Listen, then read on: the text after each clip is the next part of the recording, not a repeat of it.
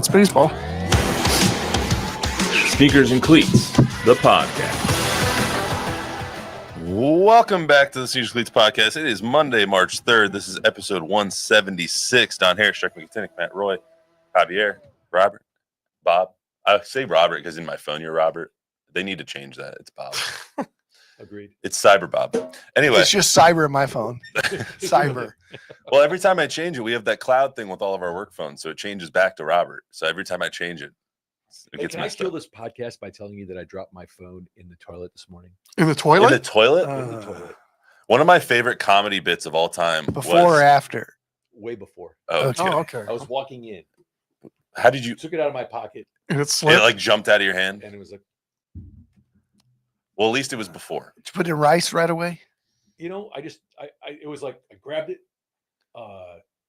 took the cover off of it, dried it off real quick. It's working fine. Okay. Well, at least you didn't go Okay. to the bathroom on top. That probably would have That's killed a it. victory. One of my favorite comedy bits of all time, since we're already on this topic, is Dane Cook. I think it was Vicious Circle. Dane Cook. Dane Cook, back in the early 2007, maybe is when this Yeah. one came out. He did this story or this comedy bit or routine about how he dropped his phone and it landed in the toilet and one singular drop splashed up into his eye. It was one of my favorite One in a comedy. million shots. Yeah, he's like, I couldn't do this again if everyone here pulled their money together and said, do this again. I could never do this again. So it was one of my favorites. Visine. Anyway, Don, you're in Phoenix this weekend. How's Phoenix? It was beautiful. Gorgeous. Saw a spring training game. Shout out to the Little Wrigley there at Sloan Park where they bring in real Chicago food, man. I love Had Phoenix. A real Polish Chicago style dog with the tomato and the peppers and the pickle. You didn't get any sand on it? No, sand blew through late. It was a gorgeous day. I don't know. I think we buried the lead here that Don was at a spring training game A, but B was at a spring training game late, even after all the regulars were. Seventh pulled. inning, Don Harris stayed around for a I'm going to spring need training a game. urine specimen. Speaking of toilets, It Yeah. Did you take over Don's body? Yeah, right. I left when the sandstorm blew in, and little known fact, Mrs. Harris loves baseball.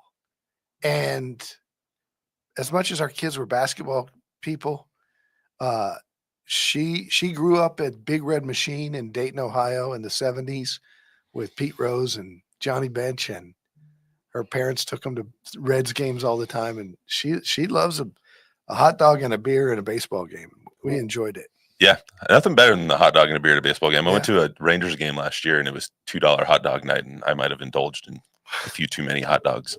But anyway, got a lot going on today. We got the Spurs and Cowboys to cover. As a reminder, as always, subscribe to the YouTube channel, both News 4, Fox SA. Download, rate, review the podcast version. It helps us out a lot wherever you get your podcasts.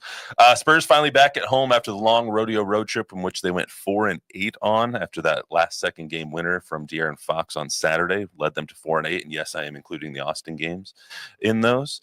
A lot of intriguing storylines came out of last night's game, though, against the Thunder, in which it was 146-132, high scoring affair. Wemby back on the sidelines with his team in the Frostbank Center. Stephon Castle, even though I misspelled it on the sheet, Stephon Castle, one of his best days as a pro, underscoring his growth so far, especially seeing him on the court with SGA, who he is often compared to by this man sitting right next to me. And De'Aaron Fox, his 12th game as a Spur, but his first game at home as a Spur. So talk about all that. Plus the Cowboys combine week has come and gone. What did we learn from the Cowboys? And plus we heard from Dak Prescott last week, who says he will be back for the start of the regular season, even with that hamstring avulsion that he suffered. So we'll get into the Spurs first here. No trivia today. So like I said, the Spurs lost to the Thunder 146-132. First home game after the Rodeo Road Trip. This is February 1st was the last time they were at home. I was at that game. That was the game winner from Bam Adebayo against the Heat, 105-103. So Spurs beat the Grizzlies on De'Aaron Fox elbow jumper with 1.6 to go on Saturday. Second night of a back-to-back. A lot of you would expect them to come out tired in a back-to-back game, but since it was the first game at home, plus you had Wemby on the sidelines, it seemed like the first half, a lot of energy, 16 threes in the first half. which is a high for the Spurs this Yeah, season. 77 points. 2 nights in a row in the first half. 149 points combined between the two teams in the first half. So Chuck, I mean, first half was kind of crazy. Yeah, it was. It was a lot of fun watching too. And it was like, what has gotten into these guys the way they're playing? I mean, I think, that first half showed that they figured out how to play with the smaller lineup, and it was kind of fun watching them run up and down with hands down the best team in the West. And yeah, I think they made a really good accounting for themselves overall in that game. I just think at the end, it's one team is really, really good, and one team is still trying to figure it out.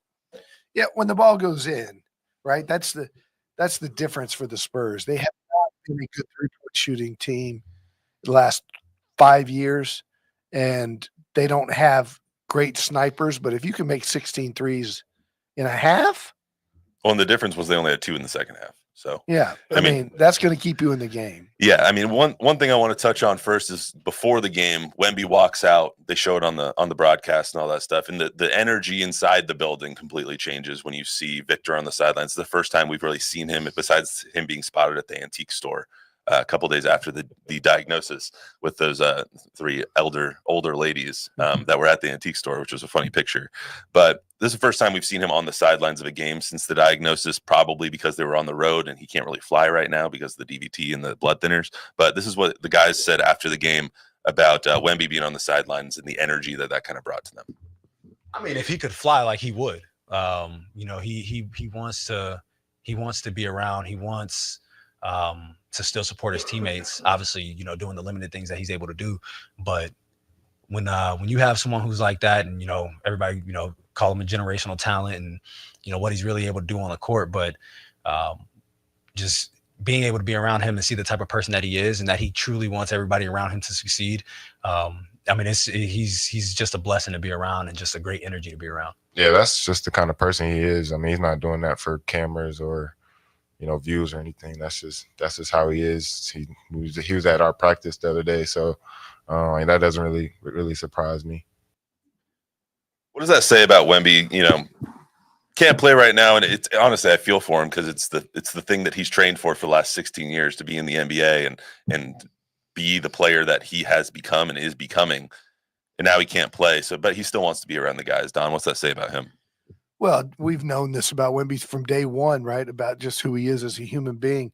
But I think that's not atypical from a Spur, a Tim Duncan, a Manu Ginobili, a Tony Parker. When they were injured, they wanted to be around the team. The exception, of course, was Kawhi Leonard, who didn't want to be around the team. But I think most stars, most players stay involved.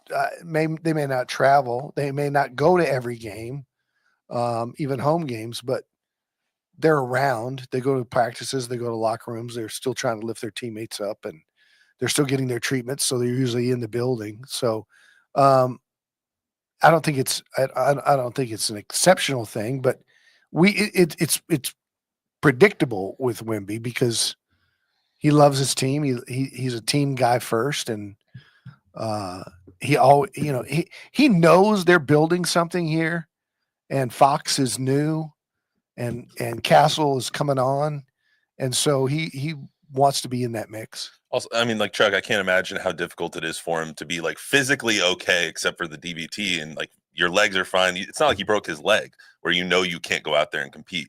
Even now, I'm sure Wemby thinks and knows he can go out there and compete, but he just can't. Right. I think it's like anything else, right? If you have any kind of a setback, whether it's, a physical injury or something that he's going through, there's going to be some value being around the team in another capacity, right? You can learn maybe a little more about your teammates during this time. You can also see what the coaching staff is doing, how they're going about their business. I mean, this is going to be, I think, a valuable time for him to see how things are run, how things are going, how teammates interact with each other while you're just sitting there and that's all you can do and observe. So I think there's a lot to be gained from this time too, even though obviously he's been shut down for the rest of the year. Yeah, and as much as it sucks for him, it might actually be a good thing too. You remember last year he went from the French season to the NBA season, into the Olympic season, back into the NBA season, taking a month and a half off and then going into summer, which they're obviously not going to probably be in the playoffs, barring some huge turnaround. That might actually be good for him and his body and to mentally reset. as well. Yeah, has he made a decision on Eurobasket? I'm sure he's out. I'm not sure.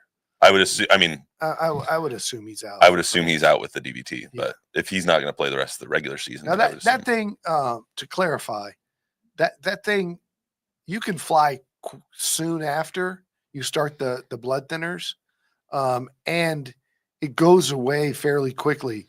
The difference is you have to stay on the blood thinners for anywhere from 3 to 6 months, and there's a danger of bleeding. That's why you can't have contact. But like, if he had to fly today to go somewhere, he could. But you just don't want to do it often. Yeah, I mean, being on the blood thinners just means that his blood doesn't clot as easily. So when you get hit and you have a bruise, it's not going to clot as easily. If you have a cut, it's not going to close as quickly. So it's, that's the you play and you get issue elbowed there. in the nose, look out. Yeah. Yeah, and there's scarring too. And I think to Don's Yeah. point, I mean, 6 months is 6 months. So that would, I would assume, wipe out any chance to play this summer. I would be shocked if he did at this point. Yeah, absolutely. Want to talk about Stephon Castle as well. So during the game, obviously they score 77 in the first half. Ends up they score 132, which usually is enough to win a game, but not when you don't play any defense whatsoever. The Thunder scored 146, but the silver lining in all of this was Stephon Castle played 32 minutes, scored 32 points, and is just kind of putting together another one of those games where you're like, yeah, you know, he's that guy. After hitting kind of a rookie wall there for about a week and a half where he's really Yeah. struggled, the fact that he's bounced back, whatever message was sent, and remember Mitch Johnson sent a message and said it at the podium. Why'd you take Stephon Castle out? We needed some solid basketball. It was after he turned it over. Yeah, we talked about that on Thursday. We loved that move. Yeah, it was just like kind of smacking a rookie the old school way, and it says a lot about his character to bounce back and play the way he played. He had some of his best highlights of the year last night. Yeah, 30, I mean, it's been a pretty darn good week for him since that game. I mean, absolutely. you're right. Message obviously received because he's been spectacular these last 3 games. Yeah, he had 4 turnovers, but they weren't super egregious bad turnovers like he had in the first half of that game that he did get benched. Yeah, I in. mean, it's just the whole body of work, right? I mean, again, if you use the plus minus as the fail safe, his plus minus has been ridiculously good compared to teammates the last 3 games. Yeah, and to that point, yesterday, I think the entire starting fives plus minus was minus 20 or more. But when him and Jeremy were on the floor, it was 0. It was net. I mean, it was the best plus minus on the team yesterday in the 14-point loss. So let's hear from De'Aaron Fox, Mitch Johnson, and Steph Castle himself on the game last night. Like, you don't realize how tall and how big he is until like you really are next to him all the time. And I mean, the way that he plays, like, he's still learning the game, but he's so talented, he's so athletic. And I tell people all the time, like, you get length, you get athleticism, you go figure it out. You know, even if you don't know what you're out there, even if you don't know what you're supposed to be doing out there, when you're that gifted, you go figure it out. And I think right now, like, he's doing that, but you know, playing with CP for the year and, you know, me coming in, he's continuing to learn. And I mean, I think he's going to be a hell of a player in this league. Yeah, I think he was aggressive. Thought he was aggressive. I thought he tried to influence the game in a lot of aspects. He's been challenged to rebound. He had 8 of them tonight, 4 offensively. He had 7 free throws, and he's aggressive in a lot of aspects, which is what we want to see from him. I mean, the scoring and stuff is cool, but I mean, we still want to win. So, I mean, yeah, it doesn't really mean that much to me, honestly. The last one I just added in there so we could hear from him himself. Obviously, he's not going to say, yeah, I played great. The rest of my team played like crap when he goes up there. But 32 points, 8 rebounds, being challenged by his head coach is something that his head coach there, Mitch Johnson, referenced. And I think, as we've said, he's responded in the right way. Kid's going to be an amazing player. Huge difference between playing 20 minutes and playing 32 minutes. And I think now that they see where this season's headed, I think you'll continue to see him play big minutes. It's about development going forward. You'll see, I think, less minutes from others and more minutes from him. And that's the way it should be. Yeah, and obviously they want to win. But it was a sight to behold seeing him on the court with SGA at the same time, because they're very similar. He's a little bit taller and a little bit longer, a little bit bigger in general, just stature-wise than SGA is. But you've noted multiple times throughout this rookie year that they play similarly and have that same kind of I think potential. SGA is his ceiling, right? Yeah. Like that's who he should pattern his game after, work in the summer on that mid-range that SGA has, that court awareness.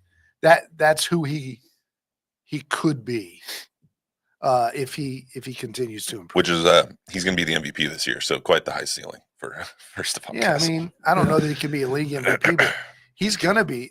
I think he's a 8-time All-Star, and I think he's Rookie of the Year. It's going to be hard to get MVP when you have Wemby on your team. It's almost like Shaq and Kobe back in the early 2000s. It's like, who's the MVP? Just pick.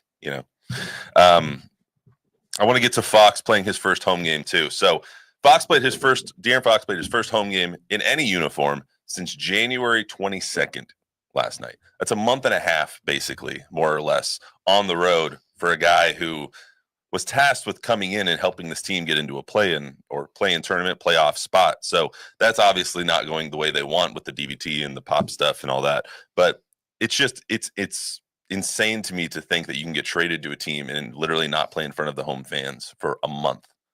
A month. He didn't even know what the Rodeo Road Trip was until he got to San Antonio. So, I mean, Chuck, what does that say about him, his character, and what he's been dealing with over the last month and a half? Yeah, I mean, I think we talked about this the other day too. I mean, the thing that impresses me most is this guy's going to need surgery on his hand, and he's out there every night, and it's a shooting hand too. So we'll give him some grace if he can't find his mark on some nights. So yeah, I mean, he's easy to listen to.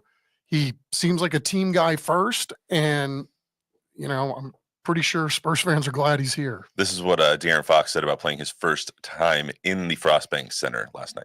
Night aside, have you been able to process your last month yet? Not really. It's funny, we were talking about it, and obviously we had the 2 games in Austin, but like I hadn't had a like home game in a home arena since January 22nd. This was my first time. So it was definitely good to do this and be able to get that first one under your belt. Obviously, we wish that we came out with a win. But like I said, offensively, I think we're really good throughout the game. But as a team, we have to be better defensively. Donna, overall, over the last month or so, how do you think he's adjusted to being a Spur and not playing home games? How do you think the team's adjusted to him? Oh, terrific. This guy's a pro's pro. He's 8 years in. I think the fact that he's come in and adjusted to life with Chris Paul has been great. And I think tip of the cap to Chris Paul for encouraging De'Aaron to be the man, to take the clutch shots, to take the game winners. Paul's been fantastic in kind of mentoring him. Not that he needs it. I mean, this guy's a former All-Star and an 8-year pro, but he's – I think when Paul and Barnes exit over the next couple of years and you see De'Aaron Fox, Wemby, Castle move forward into that new era, I think this guy is going to be your captain. I mean, Wemby's going to be your best player. But the maturity that this guy has, I think he's got, 5, 6, 7 good years left. And he's a closer. I mean, the shot the other night, Memphis just like the one in Charlotte, Atlanta. He's not afraid of the moment. He's big time player. He's smart. He knows all the X's and O's. Just more and more every day, more impressed with him. You mentioned Harrison and CP3. Do you think that now with De'Aaron here, with Wemby coming back next year, with Stephon Castle's emergence, with Devin Vassell's playing the way that he's played, that CP3 has kind of is expendable at this point? Because I know the conversation 2 months ago was we would love to have CP3 back, but that was before we got De'Aaron Fox on the team. So I don't know if he has a place on the roster anymore, despite how great he's been for the team.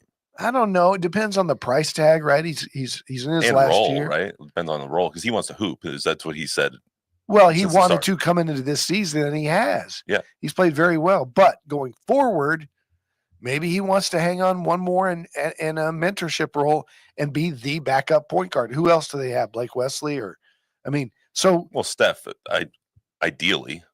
Steph's going to be your starting 2. Okay, well then De'Aaron Fox ideally is your 1. Is your 1? Yeah. So backup Fox. That's what I'm saying, as the backup to Fox. Well, with him and Steph, Devin, those 3 would you can move Devin to the 2, move Steph to the 1 when De'Aaron Fox goes to the bench. You kind of alternate with those things. I see it as being Fox at the 1, Castle at the 2, Vassell at the 3. and Jeremy at the 4 and Wemby at the 5. Yeah. And I see Chris Paul could give you the way he's played this year, I think has shown he could play one more if he wanted to. It wouldn't be at $11 million a year. Personally, I think Harrison Barnes has more of a future on this team than CP3 does. That's fair. I mean, the way that Harrison has come in, and I think he's done a lot. But he's got culture. another year left on his deal. Yeah, he's got another year left. He knows De'Aaron. He's played with De'Aaron before. Kind of those two have that continuity. And last night after the game, Mitch Johnson said, like, on the defensive side, it's 5 guys trying to work in tandem who haven't really worked together before.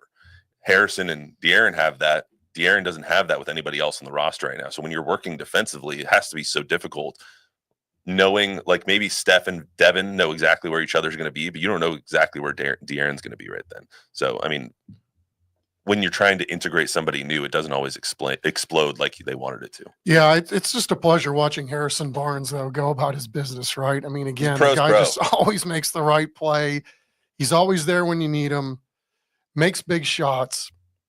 It's been a pleasure watching both of these veteran guys do their thing. And I think the Spurs will know, and even Chris Paul will probably know too, if his value next year is going to be needed like it was needed this year. Yeah, agreed. Harrison is just, I can't say enough good things about what Harrison Barnes has done on this team and just done for the community. He just donated $250,000 to Alamo Colleges last week. So he is. He's just a pro's pro. He's been the pickup of those 2 guys, no matter how this season ends, has been a success. Roger that. Let's get to the Cowboys here for a second. The NFL Draft Combine was last week. I want to talk about what we kind of learned. We heard from Brian Schottenheimer for the first time since his introductory press conference. Touched on a couple of things. The most interesting thing that I heard was he touched on the free agency aspect a little bit, kind of the same thing Stephen Jones talked about at the beginning of the week, Chuck. The 3 guys in my head that they have to categorize as 1A free agents are Osa Odighizuwa, Jordan Lewis, Rico Dowdle. This is what Brian Schottenheimer said about those 3 guys. We know them, right? We've got history with them. We've developed those guys. We understand their strengths, their weaknesses, what they bring to the table from a culture standpoint. So it's a very competitive business. It's a very competitive time of year. There's incredible dialogue going on all day, every day here in Indianapolis. I've learned that. That's the exciting part about this time of year is you really are competing with these other teams that want to come in and acquire your players. And we're going to make it very tough to let those guys leave. It does seem like they've had a lot of conversations at the Combine, especially when you see that Jerry Jones canceled his on-bus media availability because of the meetings that were, I guess, overscheduled for him. But when you hear Shoddy talk about those free agents, those are the 3 guys out of their 22 that they probably want to re-sign the most. I just don't know if any of them are going to be priced out. However, the Combine is a really good time to talk to all of those agents. Indeed. I mean, we've had this conversation before about all these guys, right? I mean, when you got your star players and it's time to get paid, it's like, do you want Osa Odighizuwa back on your team? Of course you do, right? Especially as thin as you are right now, as we stand here today, at his position and along the defensive line in general. But if it's going to take franchising him for 1 year at $21 million or a long-term deal that's going to be exponentially more than that, man, that's a lot of dough to wrap up on one guy. Is he worth that kind of money in the salary cap era? I don't know. That's for somebody else to be able to decide. But yeah, I mean, all things being equal, money aside, for sure, I like your list. I mean, it's got to be Osa first, Jordan Lewis second, and for sure Rico Dowdle third, in my opinion. I mean, Jordan Lewis is a dog. And when healthy, and he has been really good the last couple of years, underpaid because of who they got ahead of him, but he's the kind of guy you need in the locker room. And there are intangibles there that, you know, I know resonate more than just his position group. Yeah. And And you need plays, man. you need a slot you need a slot corner, and he's the slot corner. Like De'Aaron or Deron Bland, Trayvon Diggs are your outside guys. If either of them can ever stay healthy and play together, that would be great. If you could get all 3 of them on the field, that would be that'd be one of the best DB rooms in the country. But you never know. And having Jordan Lewis be able to fill in with a Carson on the back end would be good for them. The other interesting thing that I heard was the Shoddy kind of talked about being on the job and his on the job training, how he's kind of learning as he goes, and how this month has been a lot different for him than previous off seasons. So let's hear that real quick. You know, you go to sleep at night, you have a pretty good plan of what the next day is going to bring, and you wake up and there's certainly things that you anticipated, but wake up in the middle of the night and you're like, okay, I got to do this. I didn't think about that. So even being in it Never mind for that. 25 years, there's things that pop up that you're just kind of like, wow, I hadn't thought about that. So I'd say the other head coaches have been amazing. They've reached out to me. They've been awesome as sounding boards, and the staffing was probably the most difficult part, but also the most enjoyable part. Anyway, he is kind of doing things differently. He made sure that all of his assistants, no matter who they were in Indianapolis a week before the combine, so that everyone could go to every meeting, everyone could go to every workout that they needed to go to. So the way that he's doing things differently, I think, is eye-opening, but also still a little skeptical of, does he know exactly what's going on? Does he know what being a head coach really entails? Obviously not. Wait till Jerry sees that expense report. Yeah, I mean, Shoddy's going to be called into the office. I don't think Jerry cares because he pays someone to drive a bus up there. No one else drives a freaking bus up to the combine. I don't know. Jerry's making those guys room together, man. Did you see that? The No. players report, you know, when the Patriots were complaining about the owner and the Jets was the worst owner. Yeah. One of the things is the Cowboys players complained about, besides the weight room and the training staff, was some of these younger guys have to don't get their own hotel room on road trips. Yeah, I think they'll be fine. Yeah, for one night Yeah. when you're there on a business trip. Is that a scare or a fear at all for Shoddy that he's still learning on the job as he goes? And that's that was kind of what we talked about when this all started, was like, they're not getting someone with head coaching experience. So while they're trying to win, in theory, he is going to be trying to win, but he's still going to be learning a lot as he goes through this process. Yeah, I mean, and I think you lose a lot of corporate knowledge. I mean, with McCarthy and the way everything seems so structured, right? This is probably going to be a little different or a little more nuanced. And I think it's pretty smart. I mean, the more guys you have in the room that are listening to certain things, you know, and everybody uses their own filter with how messaging is received. So I think it's probably wise at this point. Have as many people as you can in on the information. And then that way, you know, when it comes down to getting down, the guy that has to make the decision makes the decision. It's going to be interesting to see how these decisions get made and who has input on these decisions. What input does Brian Schottenheimer have on who they're going to be drafting? Because Mike McCarthy was very hands-on in that process over the last couple of years, especially after the first two seasons. You see him in the room when they're doing their draft war room. You see him helping and giving input on decisions, even though he doesn't make the final call on who they draft. I'll be interested to see how much input Schottenheimer has on exactly who they draft. Well, I mean, I think they do this as a team, right? Or as an organization. I mean, McCarthy talked about that. He had way more input on who was getting drafted than he ever had in Green Bay. So I think that's just a luxury that the Cowboys organization affords their coaches. Yeah, you watch those war rooms. It's McClay, McCarthy, the scouts. They'll single out one scout for that position. Yeah, who had that watched him, area. and he'll talk.